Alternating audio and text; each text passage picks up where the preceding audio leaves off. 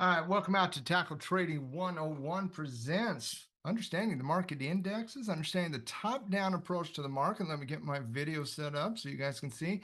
And talking a little bit about delta weighting and delta weighting a portfolio, which is a very, very important topic. First and foremost, want to welcome out everybody in our Tackle Trading YouTube channel to the webinar here tonight. This is a Tackle Trading 101. We're talking some basic analysis here tonight, but a very, very, very important topic as well tonight. And especially as we get a little bit further into the presentation here tonight, talking about delta weighting and really understanding the portfolio in relationship to delta is so, so, so valuable, especially right now in this market condition. You know, sometimes when the markets are just rip roaring bullish, we can create a little bit of bad habits. We can let that the bill unloose a little bit. We can let it open up, and we can get very, very bullish without even knowing it. We can over leverage ourselves, and when tough times, tough economic times, tough market times, they come, and they obviously do. We've all kind of been living that throughout the last week, the last 6 months or so. Having an understanding of delta becomes so important. And oftentimes I get asked questions, well, what do I do now? What do I do now? What do I do now? And I'm always like, well, the buying's already kind of started. See, a lot of new traders, they think you just come into the market and all of a sudden you have a well-oiled design of a portfolio. You're good to go. You buy Apple, you buy the spiders, you buy Microsoft, you buy Google, you buy Amazon. They think you got this well-oiled machine. Well, the market has something to say about that. As the rising tide goes up, it does lift, in fact, all the generals. If the market goes down, the rising tide goes down, well, the market pulls down those generals too. And so having this understanding of the simple steps we take, the adjustments we make over time, not in one setting, not in one moment in time, but over time, are very, very, very important. But to understand the concepts of delta weighting, we first got to understand what a market index is. And we got to talk a little bit about sectors and sector rotation and understanding the broad mechanics of the market here. And as always goes, whenever I do a Tackle Trading 101, I like to promote some of our Tackle Trading Pro content to our YouTube community as well. But as always, a little bit of social proof here. There's no better tool for learning the financial markets. They're teaching their content and their community, and their experience is second to none. I certainly agree with that, Marco, here at Tackle Trading. And as always, ladies and gentlemen, Tackle Trading, we got a lot of educational offers and products for you guys. But the simple reality is that Pro membership has so much amazing, good content in there. And you can check all of that out for absolutely free. 15-day free trial on Tackle Trading, bit.ly/join Tackle Pro. If you want to check out, test, and enjoy all of the great goodies and analysis we put out there on to our community on a daily and a weekly basis. And one of those products, the Tackle Trading newsletter, is something we will discuss later on today as we do all of our rankings for the market in the actual newsletter. We'll talk a little bit about that. But for those of you who do not know me, i.e. outside here in La La Land, pretty well known in our Tackle Trading community, I would say, I am the CEO of Tackle Trading, one of the owners and co-founders of TackleTrading.com. I'm what you would consider a serial entrepreneur. I've been a trader and investor. I love teaching other people how to trade as a mentor, as a trading coach as well. But at the end of the day, my number one job is as a father and a husband, and I am absolutely excited to be with all of you here tonight as we're going to talk about some basic, but yet again, some very, very, very important concepts, especially when it comes to delta weighting that portfolio. But before we get into that, we're going to talk a little bit about what the top-down approach to the market is. Why is it that we look at indexes? In the Tackle Trading Halftime Report, every single day, we start with the market indexes. Then we go into the sectors. We are applying our top-down approach to the market live in person every single day in the Tackle Trading Halftime Report. So let's talk about why that is so important. Why do we spend more time analyzing the market, analyzing the sectors, than we do any individual component? Once again, rising tide has something to do with that.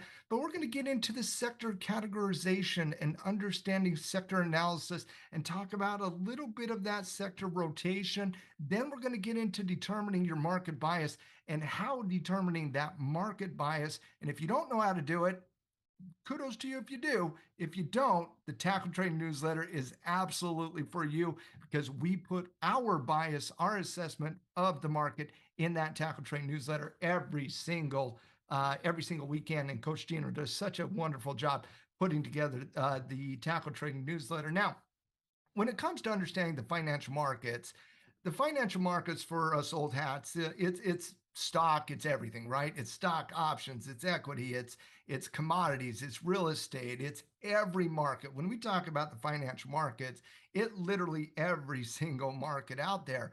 But when specifically talking about the world of trading, the world of investing in the financial markets, we like to categorize 5 different marketplaces. Now, a lot of traders, they will focus in a little bit of each, but not necessarily traders focus in all of them. Even though there is a lot of commonality in how the market is defined. And once again, it's a lot of times if the S&P goes up, well, crypto, which is not a financial asset in terms of the traditional financial market, more of a new age asset, I would say, well, that has a tendency to be correlated with the actual broad market, more aggressive asset classes as well. And so the first market that you really need to understand is that of the equity market. And that's what most people, I would say, really are thinking about when they talk about the financial markets. They're talking about Apple stock, they're talking about the NASDAQ, they're talking about the financial sector, they're talking about their investment in XYZ stock in the actual marketplace. But the stock market is actually just one of the markets, and it's not even the largest of the markets out there. You also have the derivative market that is known as the options market, which we absolutely love, love, love trading and investing. And not necessarily investing, but trading and utilizing the options market to leverage other financial assets. There's also the currency market, otherwise known as the Forex market. And the currency market used to be a wonderful, wonderful trading environment. And then the central banks from around the world all decided to go to zero interest rate policy for about a 7 year stretch. And it became a little bit of a different marketplace. That's coming back a little bit. The Forex market, in my estimation, was one of the best day trading environments in the marketplace when I first started trading. And that was the case for about the first 10 years of my trading career was currencies. Whenever you talked about day trading, it was always futures, it was always currency. Now it's a little bit crypto. But back then, you had a lot of different systems. And then again, once we all went to zero interest rate policy, it kind of, I don't want to say it destroyed that market, but it became a much, much more difficult market to trade actively. Now you're seeing separation of interest rate policy. Now you're seeing more trending conditions, and it's coming back online little by little, in my estimation, especially with the dollar doing what it has over the course of the last 6 months, really trending well against the basket of other currencies out there. For the most part, the people that do trade currency are day traders, aggressive swing traders, or what we would consider the number one trade in the world, and that is the carry trade, which is once again coming back in popularity as interest rates are now starting to change from currency to currency to currency. And one of the biggest benefits of trading currency is when you think about the equity market, we're going to talk about the top down approach to the market. We're going to talk about 4 indexes. We're going to talk about 11 sectors. We're going to talk about 110 industry groups, literally thousands of stocks, buying stock, shorting stock. And then when you include the options market, ooh, we love the options market, being able to write covered calls, being able to leverage yourself using put options, especially on the S&P as insurance for those long-term accounts. The options market is a beautiful playpen. But the currency market can be an extremely simple market in the sense that there's really only 8 major currencies that we analyze. And there's really, and a lot of times, not all the time, but a lot of those major day trading systems will be focused on the dollar versus the euro, or excuse me, the euro versus the dollar, or the dollar versus the yen.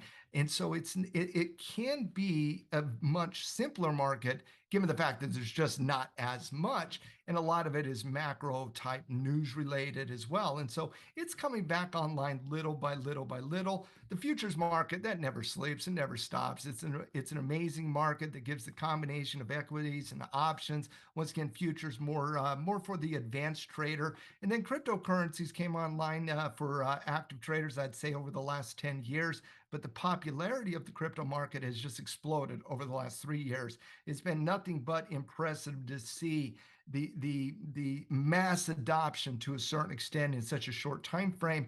Very aggressive, very speculative, I would say. Most of the financial world is what we would consider a speculative asset class. There's no doubt about that. But in terms of the actual crypto market, it is really speculation. Yes, you have BITO and you can do some creative cash flow strategies, but treat crypto, especially when you're trading, crypto in terms of Bitcoin or Ethereum, treat it very similar to the forex market, I would say. Now let's talk a little bit about that top-down approach to the market. The top of the market is what we consider the market indexes. The major market indexes are that of the Dow Jones, the Nasdaq, the S&P 500, and that of the Russell 2000. Now, the indexes themselves are the marketplace. This is where all these stocks are kind of housed within the marketplace, is within an index. Now, the indexes will generally trade with one another. Every now and then you see some clear separation. For example, the Russell 2000 will oftentimes separate from the other indexes in times of volatility and times of news-driven marketplaces. And I think that accurately does describe what the market has been for the better part of the last 6 months, all through 2022. Yeah, I would say that the indexes have traded very, very closely with one another. You might see some relative outperformance one way or the other. For example, in the last month during this market recovery, we've seen the Nasdaq outpace the S&P. We've seen the Russell outpace the S&P, but only by a hair, 12% to 10%, for example. Nothing dramatic. It actually is fairly rare for one index to trade radically different than the other indexes, meaning it's fairly rare to see the Russell 2000 trading bullish while the S&P is trading bearish, because again, a lot of the same macro information that's driving the financial markets, they have an impact on the indexes in a very similar way. Whereas sectors certainly will trade against one another. Oftentimes they will trade in line, just given the fact what the general market mentality is. But mostly you see clear separation in a sector versus when we're looking at the broad market indexes. Sectors are categorized into 3 different baskets, and I'll get into that here in just one second. Excuse me. Underneath your sectors, you have what is called industry groups. Industry groups in the S&P, there's 110. They're a micro sector within a sector. So for example, in the financial sector, you have a ton of banks, you have a ton of insurance companies, you have credit card companies, you have brokerage firms. All of those types of companies is categorized as a industry. And so an industry is just a subgrouping of an individual sector. In energy, for example, you have your drill baby drillers out there like Exxon and Chevron. Then you have oil refinery companies like Valero. Refineries versus your drillers are a different categorization. Within technology, you have semiconductors. And even within semiconductors, you have semiconductor supply companies, you have semiconductor companies. There's different categorizations of different semiconductors. And so we don't really trade industry groups like we do sectors, for example.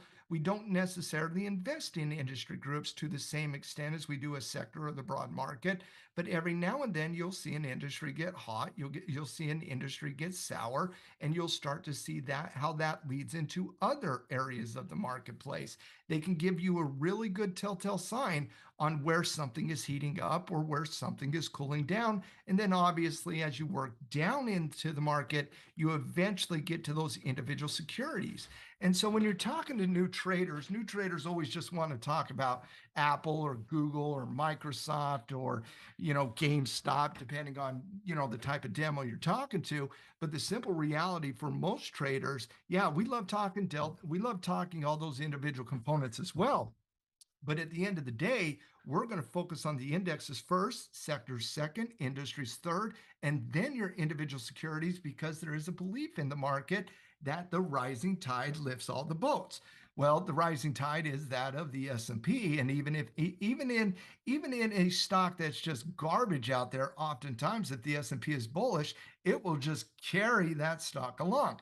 And so we really want to focus at the top of the market to do what's called determine our market bias. We'll get into that here in just one second. As we determine our market bias, we analyze sectors not necessarily on a daily basis. In the halftime report, we don't analyze sectors on a daily basis, but we'll do a spot check throughout the week. We'll analyze them in depth over the weekend to really, create a game plan coming into the market on a weekly basis. But I wouldn't say like the indexes we analyze literally every day. Every day in the halftime report, we break them down for about 20, 25 minutes just from a technical perspective, what's impacting the indexes, because how the indexes go is how the general market's going to go as well. We then look into sectors, we then look into industries, and the time allocated in sectors is obviously more than industries, and the time allocated in industries is probably, in terms of analyzing, more than the actual individual component. Now, when it comes to sector categorization, the S&P will categorize sectors one way, the Dow Jones will categorize them another, the NASDAQ will categorize them another. What we do at Tackle Trading is we have three baskets of how we categorize different sectors. When you look at the different sectors, they're categorized as aggressive, defensive, and what we call cyclical.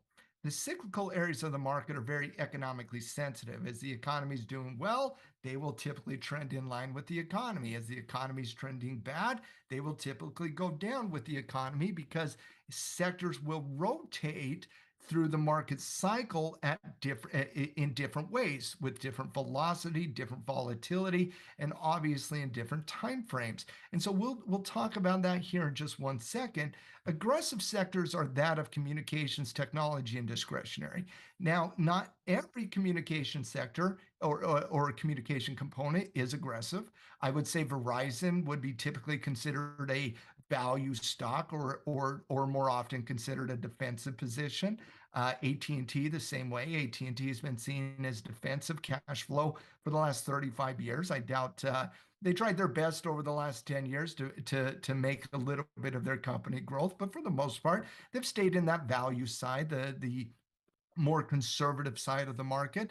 Whereas a lot of the other communication stocks, such as Netflix and Twitter and Facebook, or Meta, excuse me, and Google, those would certainly be considered more growth, and they would certainly be considered more aggressive. Whereas technology, it's all aggressive all the time. Whereas discretionary, it's all aggressive all the time. And so you do have a little bit of a mix. And I've actually called communications as an index in and of itself because of the broad categorization of the type of stocks that go into communications. And it's almost like there was these stocks over the last 10 years that were different than what we've analyzed traditionally. And we didn't know where to put them. We didn't know where to put all the cell phone providers, the internet providers, the search engines. We didn't know where to put all these new age type companies. And so let's just basket all of them and generally consider them communication companies. Whereas tech, it's just tech. It's all growth. It's all high. It's all fast moving and volatile, and with increases of velocity. Same thing with discretionary. Those three baskets are generally the growth side of the market, the aggressive side of the market. When markets are doing really, really well, those sectors typically lead. When markets are doing really, really, really bad, Well, guess what? They're leaders in the upside and they are leaders on the downside. Those sectors will be front running the rest of the market. And so when you start to see recovery analysis and the aggressive sectors are outpacing those of the other areas of the market, that's typically a little bit of a telltale sign. Whereas if defensive is really kind of cooking and if defensive areas of the market are leading the market, it's for a reason. It's because the market is a little bit defensive. They're a little bit cautious. They're a little bit uncertain of what is coming down the pike economically, fundamentally, or whatever the case is. There's a little concern out there. And so typically when there is concern in the market, market participants will either one, go to cash, or two, and going to cash is certainly a position, or two, they will do a little bit of rotation. They'll take money from the aggressive areas of the market and it will rotate into the defensive areas of the market because defensive generally are categorized as things, products, services that we have to use. Not that we choose to use, but that we have to use. For example, consumer discretionary, that's a lot of retail. Consumer staples, that's food-based companies. I don't need to go buy the new hoodie. I don't need to. I might want it. I don't need it. That is discretionary spending. Whereas I do need food. Maybe I don't need Whole Foods, but I do need food. That is more of a staples. I do need healthcare, regardless of the economic condition. I do need to pay my power bill, regardless of the economic condition. I have shelter, regardless of the economic condition. And so, yes, defensive sectors will go up and down the same way as the broad market will, but oftentimes they do not move nearly as fast, and they usually will show a little bit of a defensive posture, i.e., as the aggressive areas are going down, they'll usually go down at a less rate because people are not as prone to sell their defensive position as they would an aggressive position in times of economic crisis, whereas the opposite does oftentimes occur. And then your cyclical categorization is sectors that are very economically sensitive. Cyclicals, basic materials, very economically sensitive, using basic materials, specialty chemical companies, paint, for example, Sherwin Williams, a paint giant. That is a very cyclical stock when you're talking about your metal and mining areas of the market, silver companies, palladium companies, platinum companies, copper companies. These types of companies are very cyclical based. And so energy companies, basic material companies, industrial companies, and finance are the four categorizations of sectors that have a tendency to move with the economy. As the economy is doing well, they have a tendency to do well. As the economy is doing bad, they have a tendency to do bad. That is your general sector categorization. Now, many of you have probably seen this screenshot a few different times because it's been around the market since the mid 1980s. When you're looking at the market cycle, and the pink line, what the pink line represents is the market cycle. The market will yin and yang, go up and down, up and down, up and down. As the market goes down, certain areas of the market, i.e., the sectors, will perform differently than when the market goes up. And so, as the market is going up, up, up, up, up, what areas of the market have a tendency to outperform? As the market is going down, down, down, down, down, what areas of the market have a tendency to underperform? And as the market starts to rotate, then what happens? Now, the blue line, okay, this is going to help. This is going to help some of you out there, especially watching it on replay, because this is really what's kind of getting a lot of newer traders here. And there was a question in Discord the other days talking about all the negative economic activity we're seeing, all the problem children of the wall of worry.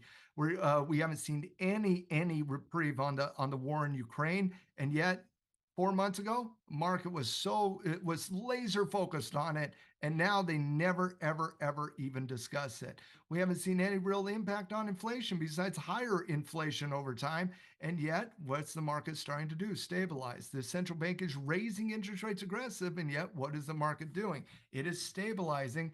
And I say this all the time. That's because the conversations a lot of people are having today are the conversations we had 6 months ago. The market's always forward thinking, which means it will bottom before the economy bottoms and it will top before the economy tops. The economy is lagging. Most consumers, when they look at the market, they're doing it through the blue line. They're doing it through their economic understanding of how they personally participate in the world of the economy. They're seeing inflation go up on their news feeds. They're seeing all this concern of inflation. They're seeing negative chatter on GDP. They read the GDP report came in last Thursday and confirmed we're in a recession. Well, that's all lagging because guess how long we've been talking about the hypothetical recession? Well, it's been about 3 months now. How long have we been talking about inflation? Ever since Jay Powell was historically wrong on it 18 months ago. These are conversations that many in the market are waking up to today, but other more active participants who have been through the marketplace, both on the up and the down, they've been having these conversations for a very long time. And so the blue line represents the economy, it lags the stock market. And so as the market is bottoming out, what as the market is bottoming out here, as you can see, the economy is still coming down. As the economy starts to turn around, well, the market's well already into a bull market. Whereas when the market starts topping, once again, the pink line, well, the economy lags it by about 6 months. And so you got about this 6 month time frame in between the economy still going down, down, down, down, down, even if it starts to contract a little bit versus the market starts to stabilize, starts to go up. The same way happens. We've been dealing with 6 consecutive months of downward movement in price. Well, the recession didn't confirm until last Thursday. So why was the market going down for 6 months, despite the fact that the recession was only confirmed last Thursday? The market is forward thinking both on the downside as well as on the top side. And so when you think about these sectors, for example, and not the takeaway here is not only the fact that the economy will lag the actual market, meaning the market is front running, or two, it is the categorization of what sectors have a tendency to do better in different stages of the market recovery or different stages of the market selling off. Well, as the market starts to bottom, a lot of times you'll see those aggressive sectors and you'll see those cyclical areas of the market start to cook a little bit more. The first sectors that typically do rotate would be that of the Nasdaq components, the technologies, the consumer discretionaries of the world, and a little bit of the communications with a little bit of just a hint of the cyclical areas of the market, such as finance or basic materials or industrial. As the market starts to pick up a little bit, technology is always good in almost every time. Market bottoms all the way to the market top. The only time we hate technology is truly that 1 year every 10 years where we get that market sell off. Tech's going to lead all the time, guys. Tech leads up, tech leads down. I said one time, I don't know if it was this previous year or the year before that, we do a Trading Justice podcast every year where we do our predictions. And one year I said, you know what, if you would have guessed technology for the last 20 years, you would have been right about 18 of the 20 times. And if you would guess technology over the next 20 years, you'd be right about 90% of the time as well. They have a tendency to be that number one growth area. And because of that, when the markets are starting to bottom, well, we like to open up the floodgates with that growth out there. And so growth has a tendency to do well. Aggressive has a tendency to do well. Cyclicals have a tendency to do well. What takes a backseat to those areas? Well, that would be the defensive areas. We're opening up those risk graphs more. We see a little bit of an easier path for the economy to recover. We want to be a little bit more aggressive in that scenario. As well as the market picks up steam, you start looking at more cyclical areas in the middle of a bull market versus at the top of a market. You're looking more of your gold, not necessarily basic materials. I categorize that as a cyclical, but you're looking at more of your defensive areas of the market, staples. You're looking at utilities. You're looking at basic materials and specifically gold. And so an understanding of different sectors and how historically they do behave in market cycles is very, very, very important. But what all of this conversation helps us understand is truly determining one thing. and one thing alone. We can stay on this chart for literally 4 hours, and I would not be done talking about the takeaways from sector analysis, sector rotation, market cycles, interest rate cycles, you name it. This screenshot is a really, really, really good screenshot. But the one thing we're trying to do here is to do what's called assess our market bias. Where are we at in the market cycle? What sectors are doing well? What sectors are doing not doing as well? What's the market doing itself? Well, all of that leads us to a conversation of assessing the market bias. Now, guys, there's no easy way to understand this outside of just stating it. You determine your market bias. You determine how bullish or bearish you are. You can get information from a lot of different sources, including what I would say the holy grail of sources towards bias, and that is the Tackle Trading newsletter. But at the end of the day, it doesn't matter what somebody else says. It doesn't matter what somebody else what somebody else does. It is all about you, you. There's a great movie called Me, Myself, and Irene. Love it, love it. Not for the kids or the faint of heart. Funny, funny, funny movie, but that's what your market bias is all about. You, and you. It is your market bias. You are using it to determine what you need in your portfolio. Now, market bias for newer traders is really about bullish, neutral, or bearish. But as you start working into the detail of a little bit more deeper analysis, bias is not radicalized. And guys, this might trigger a soapbox. I won't allow it to. But in America today, it's almost like anybody only feels they have two choices. Either one, you can be bullish, or two, you can be bearish. That's it. There's no context in between. Or you can only have two political parties, or you can only have two cell phones, or you can only have a few choices. Like if we get more choices than two, it's like we just lose our mind a little bit. But the reality is there's more choices than just two. Not every bullish bias is created equally. Not every bearish bias is created equally. It is far more nuanced and far more complicated than just saying, well, I'm bullish, let's buy something, or well, I'm bearish, let's sell something. We have to determine our accurate market bias to determine where our portfolio delta needs to be. That is such a vitally important concept. Making sure that our delta in our portfolio matches our market bias. And as we get a little bit good at this, what delta really tells you is where all your risk in your portfolio is. It tells you what you need to find on a daily basis. It is such a powerful concept, and it doesn't have to be complicated if you allow it to not be complicated. But I have a tendency to believe that we as human beings are the risk in all of this. Quite frankly, it is us and our inefficiencies, in our indecision, in our lack of accountability that is a risk, quite frankly, in the market. But we're tackle traders. We understand that a little bit better than most people do. Now, in assessing your bias, there's actually three bullish biases. You have positive one, positive two, and positive three. These are your bullish biases. Now, we'll talk about how to determine whether you're positive one or positive three, but the simple reality is positive one is slightly bullish, positive two is bullish, and positive three is what we would call very bullish. On the flip side, you have negative one, negative two, and negative three. Negative one is a slightly bearish, negative two is slightly is bearish, and negative three is very bearish. Oftentimes, almost every portfolio I've ever analyzed in a 401k is, guess what? Almost everyone.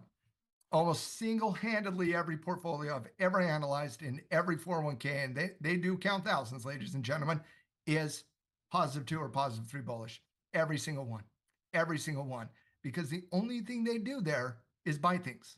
That's it. And when the only thing you do is buy things, well, what does that have a tendency to do? Delta high, delta high. Because when you buy stock, it has a delta of one. We'll get into that here in a second. Where it's got to be a little bit different than that.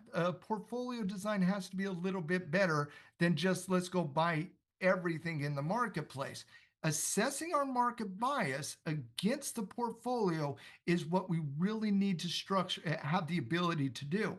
Now, in determining your market bias, This is a screenshot that was taught to me, or a little helpful guide, a market gauge, if you will, that was taught to me a long time ago by one of my mentors. I believe the first one that taught me it was Jeff Crystal, and then I believe Noah was very influential in creating, putting this bias sheet together. But as you can see here, it's got a couple different key technical situations. For example, what is the trend doing? Where is the market in relationship to support and resistance? What's the current momentum of the market? What are your moving averages doing? And if you do look at secondary indicators, how many of them are confirming certain buying decisions and bullish trends? Well, if you're moderately bullish, you got a minor trend, short-term trend going up, you got mixed data on your intermediate trend, and you got moving average, you got a little bit of a moving average suit, but over time you have a market that is going up. Whereas if you're very bullish, intraday charts bullish, daily charts bullish, weekly charts bullish, and monthly charts bullish, multiple alignment. And you hear me talking about that in the halftimer show all the time. We need to see multiple alignment here. We need to see multiple time frames align here, because if you can see multiple time frames align, i.e., intraday into daily or daily into weekly charts or weekly into monthly charts, all of a sudden you can start to see more momentum in the marketplace, and that can absolutely help you determine what your own market bias is. Well, at Tackle Trading right now, our market bias is a positive 41, a positive 45 on the cusp of a positive 40.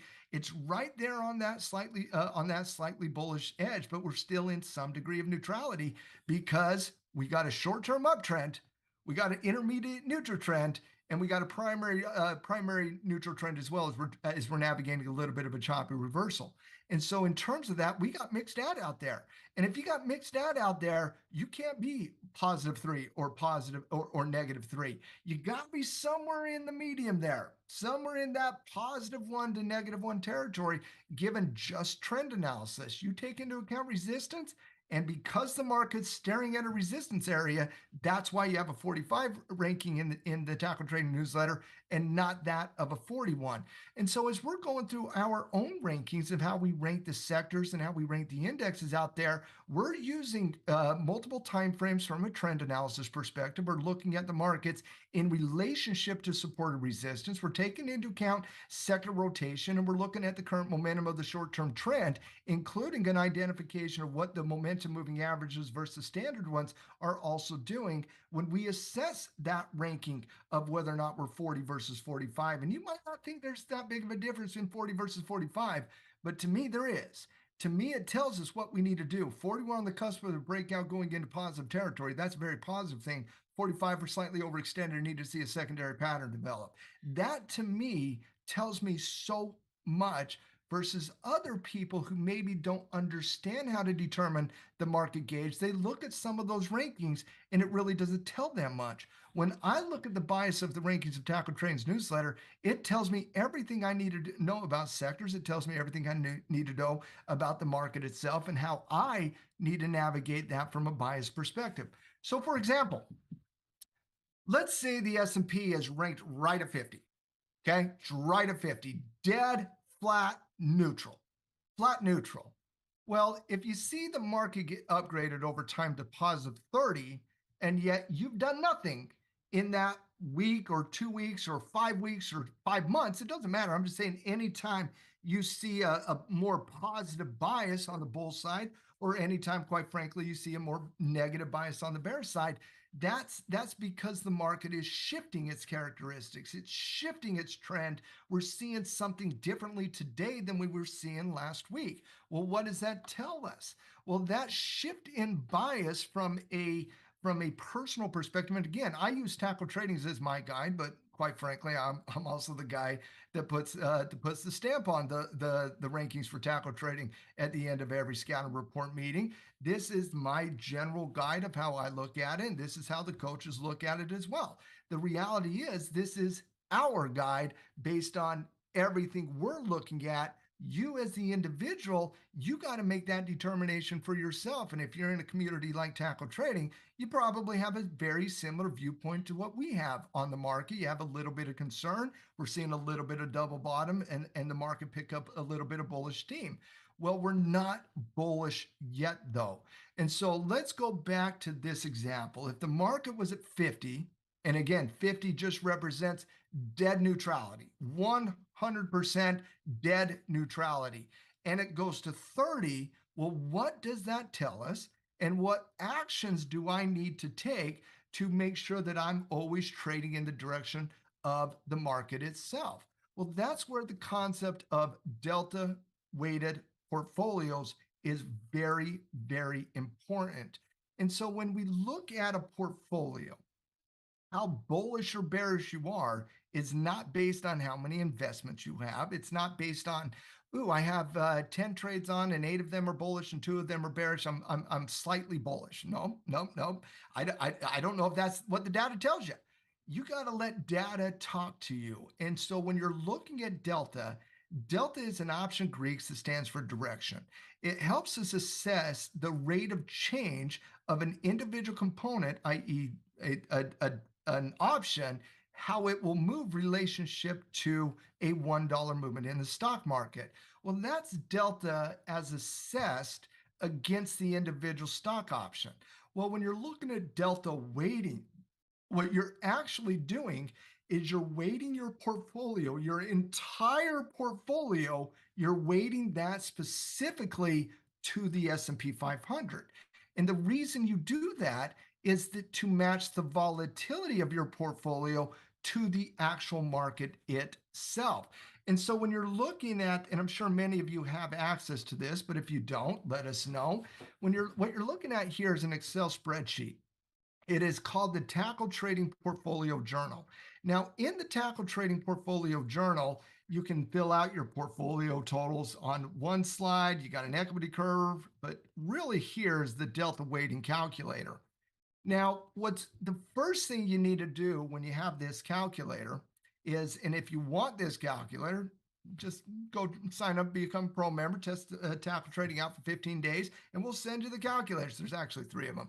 We got a trade journal, we got the theta spreadsheet, and you got the delta weighting calculator as well that we call the portfolio journal. So if you want our trade journals, go sign up for a 15-day free trial. Go test the system out. Give us a nice little trial at Tackle Trading. And as a gift, we'll give you some nice little trading journals as well. No harm, no foul. So when you're looking at the delta weighting calculator here, the first thing you need to do is you need to put in how much is in your portfolio. Because how much is in your portfolio will help determine what delta we want to look at. So for example, if I have $10,000 in my portfolio and I type in 10,000 in my account size, it will tell me exactly where the ranges of my delta needs to be for me to make sure that my portfolio is trading in line with my market bias. So many times, I cannot tell you how often I see this problem. People will come to me and be like, Matt, I am so bearish right now, and I'm so bearish, and why am I losing so much money? And I'm like, you keep telling me how bearish you are, but you don't have a bearish trade. You keep telling me how bearish you are, but you have 14,000 long-term investments all on the long side. So it's not shocking to me that you've determined you're bearish in the market. The market's been bearish. You're taking a beating on that on the bearish movements in the market.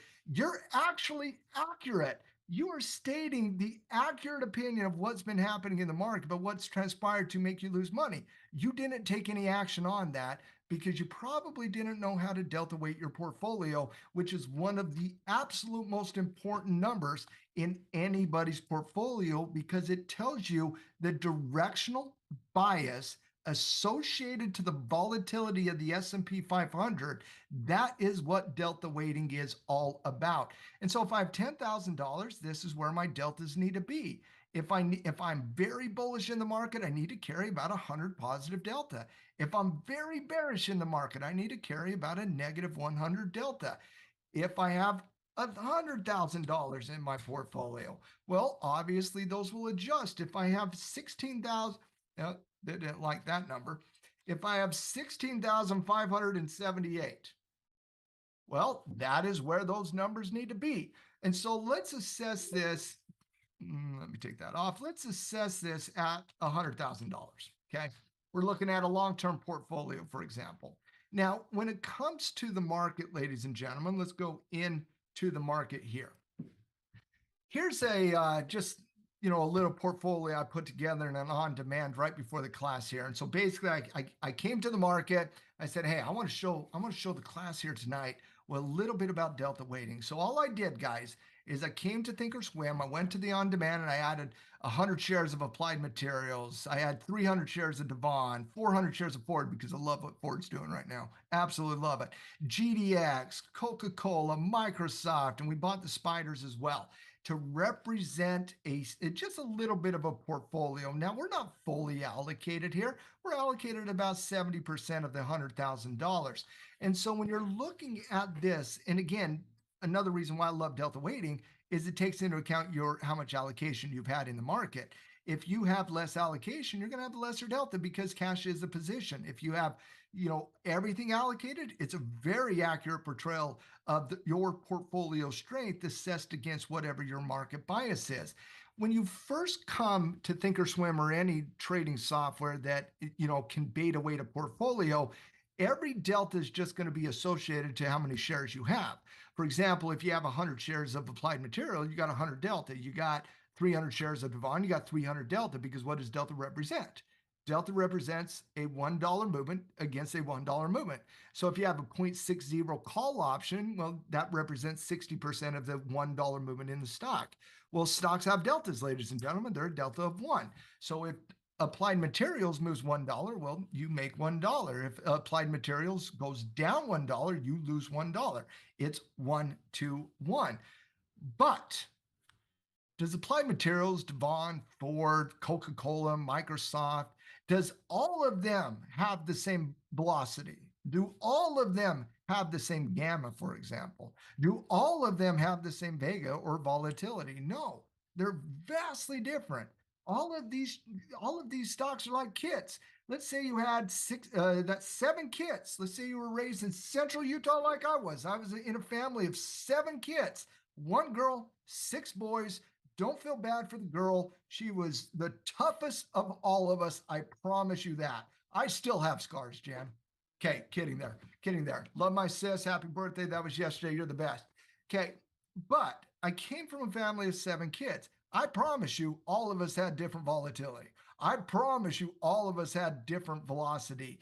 All of these 7 children, these 7 stocks, they all have vastly different personalities. Some of them are technology stocks, as we discussed. Some of them, Devon is an energy company, Ford, a cyclical company. GDX is a gold mining company, more defensive. Coca-Cola, more of a staple. Microsoft, more technology, and the S&P is just a broad barometer of the entire marketplace. So you got some different representation here, but what these delta numbers tell me is 1,300.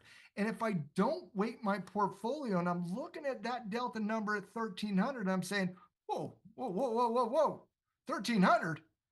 Oh, that's very bullish. That's not even very bullish. I went to the moon. My expectations are literally through the moon. We're going to land on the moon, then we're going to land on Mars, and then we're going all the way into outer space on this one. Well, is that accurate? No. All you're doing is representing the amount of shares you purchase. That's it. That's literally it. What you want to see in your portfolio is, what do those shares do against a $1 movement, not against Applied Materials. We already know that. We already know Applied Materials. If Applied Materials goes up $1, we will make $1. We already know if Coca-Cola goes down $1, I'm going to lose $4 because I have 400 shares. Well, what I want to do is I want to weight that against the SPY.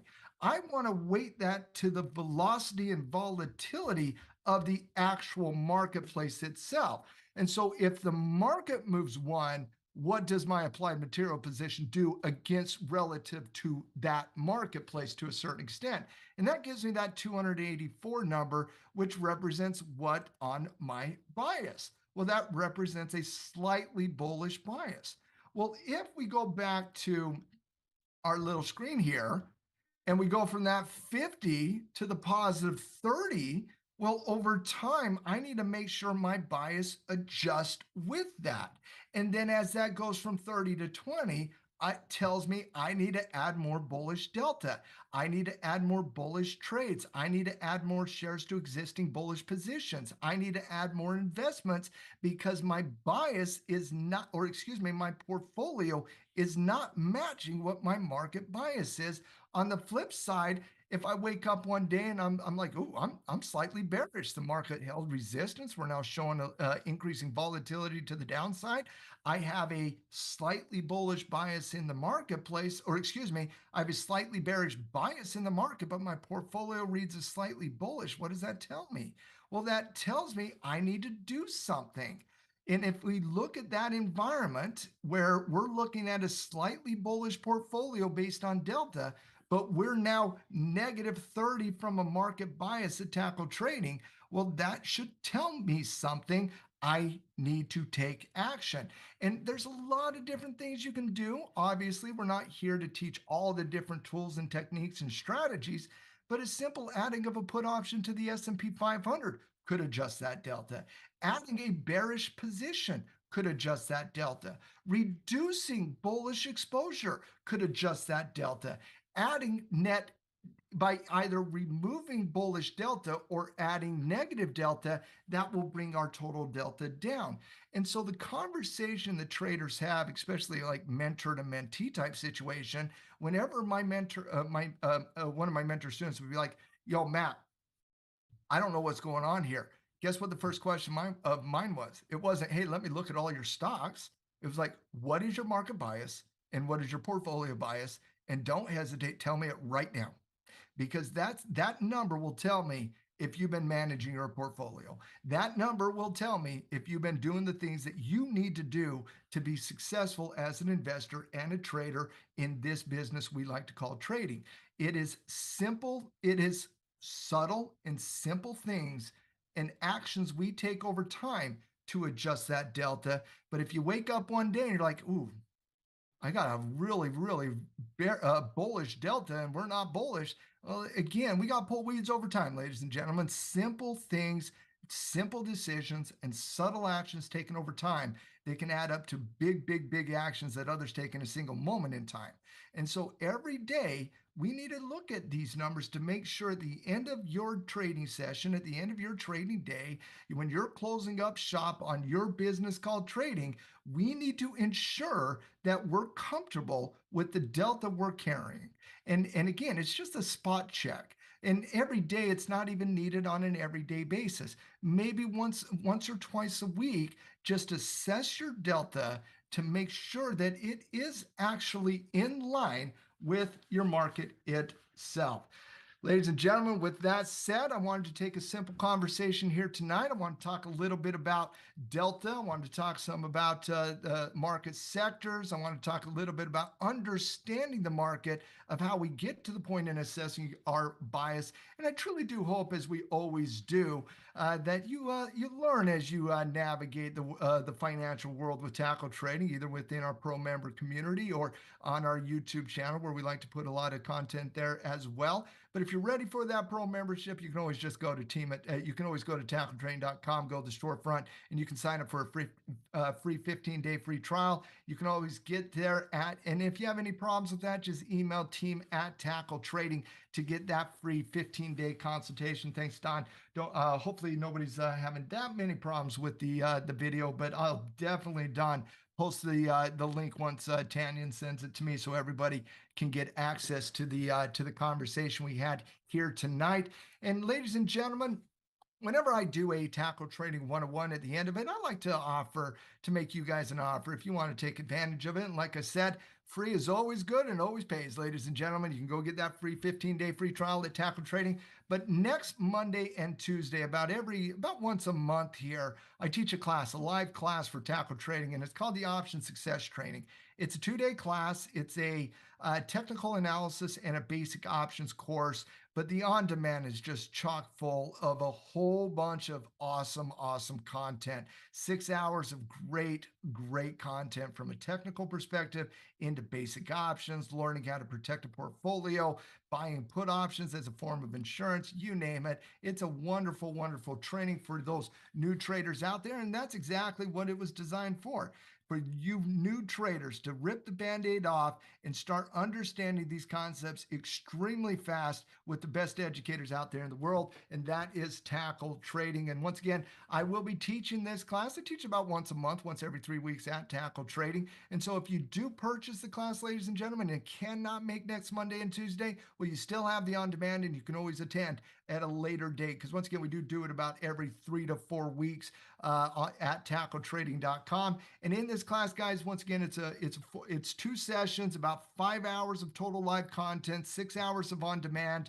It's designed for beginner level content, but y'all know me. I do make it as fun and we get into some advanced concepts as well, but we focus a lot on technical analysis, learning how to read charts, and then applying option techniques to those chart readings in this 2-day class. And typically we sell for $297 on the website, but here in the Tackle Trading 101, I offer it for $147. So if you do want to get access to that class, guys, bit.ly/options success. I'll type it there. Well, that was the YouTube link. I will get this link and type it into let me make sure I get it accurate here.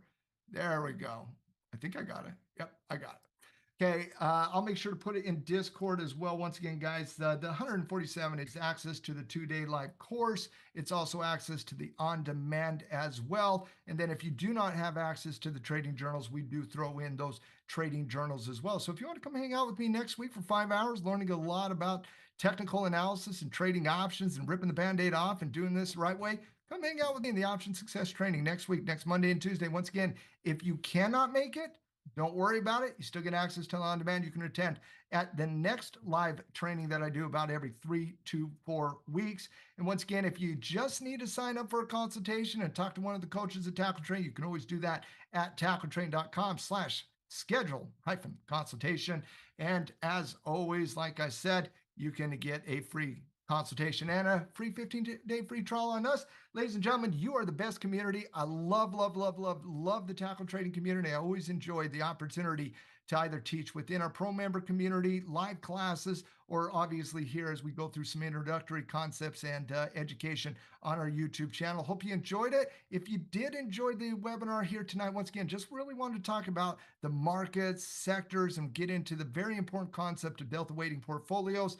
If you did enjoy that content, give us a like and share, and tell somebody else about the great YouTube channel you found called Tackle Trading. Just life-changing. Just say that, just life-changing. Just drive them over here. We'll take care of them. You guys are the best. I'll be with you again tomorrow in our halftime report on YouTube as well. Same time, same channel as always, 12:30 p.m. Eastern Standard Time every day on our YouTube channel. So if you want to hang out with me there, that's fantastic. You want to come hang out with me in the class while I teach you some amazing concepts of technical and options, you can definitely go there, and I posted the link there in chat as well. Ladies and gentlemen, thank you so much. Appreciate your time. And for now, we'll see you next time in Tackle Trading 101, and I'll see you, many of you, tomorrow in the halftime report.